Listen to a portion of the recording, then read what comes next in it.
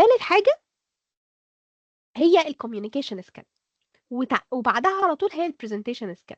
طيب البرزنتيشن سكيل والكوميونيكيشن سكيلز موجودين كاملين على اليوتيوب في سلسلة اسمها سلسلة العرض الفعال. دي مش حلقة واحدة، دي سلسلة من الحلقات، في حلقات نزلت وفي حلقات لسه هتنزل. بس اختصارا للموضوع عشان خاطر اعرفه لكم، الكوميونيكيشن عندي بينقسم لكذا حاجة. ماشي، نعتبر دي ان هي الكوميونيكيشن. الكوميونيكيشن معايا معناها ان انا اقدر اكوميونيكيت، اتواصل. انا محتاج اتواصل مع مين؟ انا محتاجه اتواصل مع ثلاث حاجات مهمه جدا. انا محتاجه اتواصل مع نفسي، ماشي، محتاجه اتواصل مع الاودينس بتوعي، الناس اللي بتسمعني، ومحتاج اتواصل مع الحاجه اللي انا بدرسها اصلا، او الميستري اللي موجود عندي، او مع التيم اللي انا بشتغل معاه. مثلا نعتبر ان ده تيم. ماشي، احنا بنتعامل دلوقتي ان انت حد لسه بيبدأ يكون عنده سكيل. ماشي، فانت اتعلمت تبقى سيلف ليرنر، واتعلمت الساينتفك ريسيرش والكريتيكال، ومحتاج تبدأ تطبق الشيء ده. هتبدأ تطبق الشيء ده على نفسك، او هبدأ اطبق الاول ان انا اتواصل مع نفسي. من تطبيقات ان انت تعرف تتواصل مع نفسك ان انت تعرف الرود ماب والريسورسز الصحيحة ليك من غير ما تسأل اصلا، من غير ما تسأل منتور انا المفروض اعمل ايه. انت بتسأل بس حد متخصص في المجال الافضل، بس انت عارف لنفسك ايه الطريقة الصحيحة، مش ايه الريسورس الصحيح، لان ده زي ما قلت لك ممكن تسأل عليه منتور، لان دي حاجة انت تجهل بيها. لكن هتقدر تعرف الطريقة الصحيحة اللي هتوصل لنفسك بيها المعلومة دي. انا عن نفسي ما بحبش اسمع الشرح بتاع اي حاجه غير من نفسي. ممكن اسمع لدكاتره كتير كبار، وبعد كده اقعد اشرحها لنفسي. ليه؟ لان انا بعرف اكوميونيكيت مع نفسي صح. انا عارفه انا عايزه ايه، وعارفه المعلومه دي هتوصل لي ازاي، انا هوصلها لنفسي ازاي. فاول حاجه في الكوميونيكيشن انا محتاجه كوميونيكيت with myself كويس جدا. في طريقه اسمها جوهاري ويندو، ممكن برضو تكتبوها عندكم في النوتس وتسيرش عنها. بتعرفك ازاي تكوميونيكيت مع نفسك بطريقة ما، ان انت بيكون الصفحة عندك مقسومة لأربع تربع. بتكتب ايه هو الحاجة اللي انت عارفها عن نفسك، هي بتبقى مقسومة كده. أم... ثواني، طيب ممكن اشير سكرين اوريها لكم. جوهري ويندو دي طريقة لذيذة قوي. انت بيبقى عندك خط كده، الخط ده الحاجات اللي انت عارف، دي حاجات by yourself، دي حاجات عن نفسك. ماشي، ودي حاجات by others الآخرين عارفينها عنك. فأنت الصفحة بتبقى مقسومة أربع تربع، بس مش مقسومة يعني بخطوط وهمية. اعتبر إن هي مقسومة بخطوط وهمية عشان هنفهم ليه دلوقتي. في حاجة اسمها الأوبن اريا. الأوبن اريا دي الحاجات اللي أنت عارفها عن نفسك والآخرين عارفينها عنك. تمام. الاريا اللي بعديها اللي هي البلايند اريا دي حاجات أنت مش عارفها عن نفسك بس الآخرين عارفينها عنك. والهيدن دي حاجة انت عارفها، دي السيكريتس بتاعتك، دي الحاجات اللي انت عارفها عن نفسك known by yourself بس الآخرين مش عارفينها عنك. وأخيرا الأنون دي حاجات لا انت عارفها ولا الآخرين عارفينها عن نفسك، دي حاجات لسه هيتم اكتشافها خلال رحلة حياتك.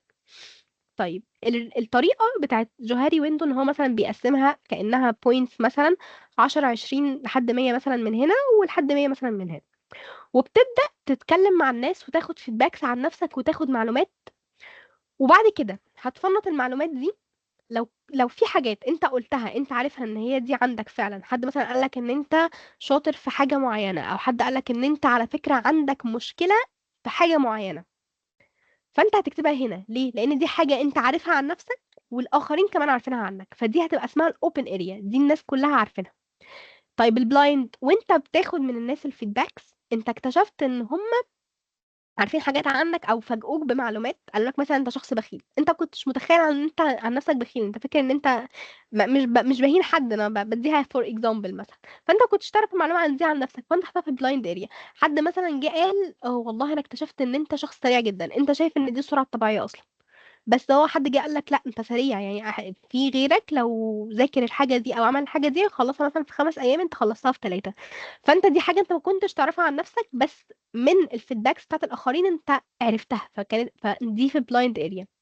الهيدن دي الحاجات اللي انت اوريدي عارف ان انت بتعملها وغيرك ما يعرفش. مثلا انت عارف ان انت بتزنق نفسك للديدلاين بس غيرك ما يعرفش، هو انت كده كده الحاجه بتتسلم في وقتها. فدي حاجه انت عارفها عن نفسك، غيرك يعرفها والله انا مش قايل لحد. والانون دي كده كده بتفضل فاضيه، انت ولا انت عارف ولا هم عارفين. بعد كده بتبدا تعمل السطر الوهمي اللي احنا قلنا عليه في الاول، بتبدا تشوف لو انت في حاجات كتير معروفة ما بين الانون باي yourself سيلف وباي الاخرين، بتحطها مثلا في النص. لا والله انا اكتشفت ان انا كنت اعرف كل اللي الناس قالوه ده، انا كنت عارفه عن نفسي عادي. فمثلا الخط الوهمي هيبقى هنا، بدل ما بقى في النص بقى في الحتة دي الخط الأصفر ده.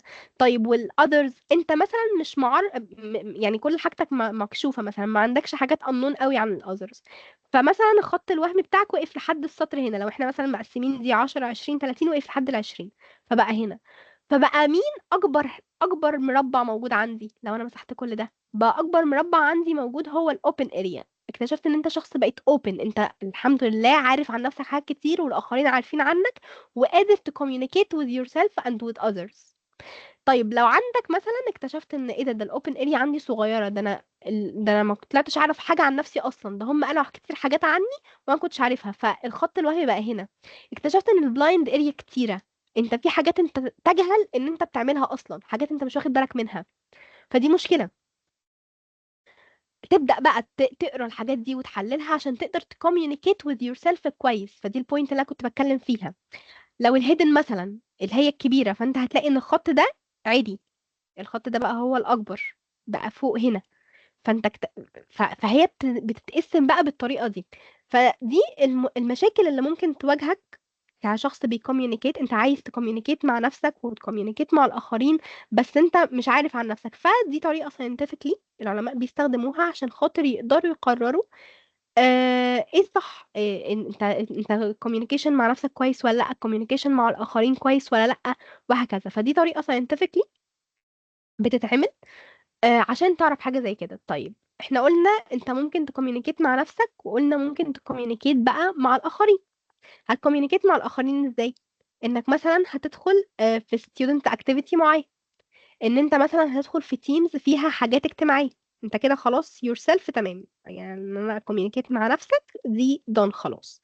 تاني حاجه ان انت communicate مع الاخرين، زي مثلا التيم اللي احنا قلنا عليها او الشغل اللي انت تشتغل عليها، انت اتعلمت سكيل معينه، هتبدا تكوميونيكيت على ده، هتبدأ تتعامل مع تيم، هتبدأ تتعود انك تشتغل مع ناس، ما بتشتغلش لوحدك.